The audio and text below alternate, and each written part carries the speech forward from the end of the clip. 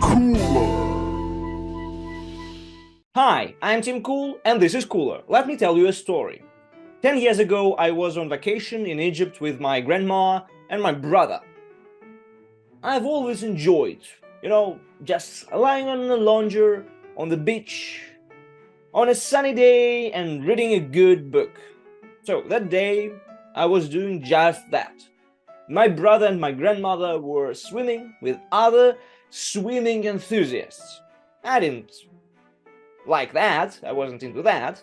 My brother called me to come and join them in the sea, or in the small bay to be more accurate. I refused, and he said something like, "Just try, how bad could it be? You can always come back to your book. We've come here to swim, haven't we?" I resisted a little bit. But 2 minutes later, I gave in. I decided to prove, once and for all, that I feel the coldness of water, and I don't like it, and never would. Maybe I wouldn't be bothered by my brother as much if I give it a try and fail. I went straight into the water in order to feel that salty, freezing liquid around me. And I was surprised to find that it feels actually quite warm if you rush into entering. I didn't say that to my relatives, so that they wouldn't get their win, but I smiled. And at that same moment, my smile suddenly disappeared. I felt something was dragging me underwater, deeper into the sea. I felt powerless and simply wanted this to end, whatever it was. I found myself dreaming about reading under the sun, but for the most part in the shade of the beach umbrella. Just there. It was a fish, and a pretty strong one. It bit me into the leg and clung to it. But it was a small fish. I could feel its tiny teeth and little jaws. I was drowning, and I had no strength in me to cry for help.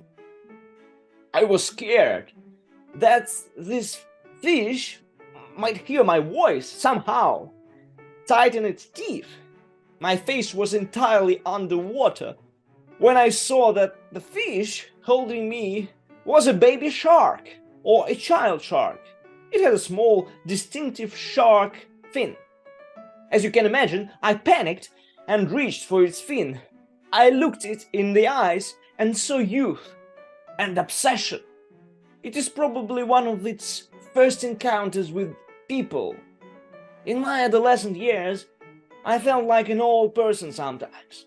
And here I was, looking at a child shark, and thinking that I could in fact learn from it. I should be more spontaneous and energetic myself, but I probably shouldn't bite other people like this young one. I tried to scare it off with my hands.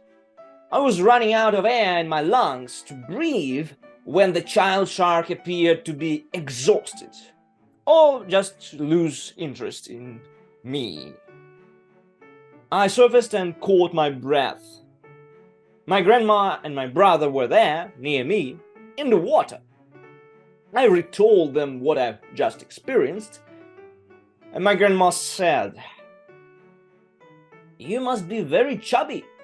If it wasn't for me and my cookies and pies, you'd be dead now." And my brother suggested the following: "You're so not tasty, Tim. This little shark is just starting to develop its taste."